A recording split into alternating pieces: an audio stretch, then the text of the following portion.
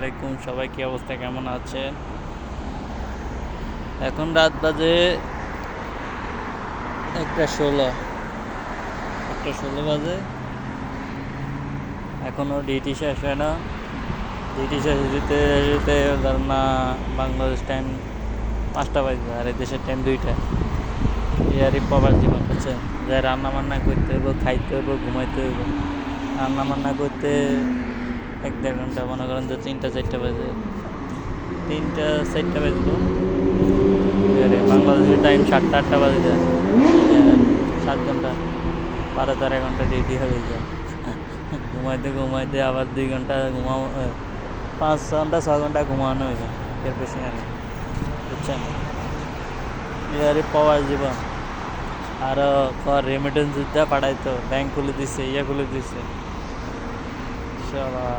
এই স্যার প্রবাস জীবন। বুঝছেন? কীভাবে আছেন সবাই? একটু লাইক, কমেন্ট, শেয়ার করুন আমাদের ভিডিওটা।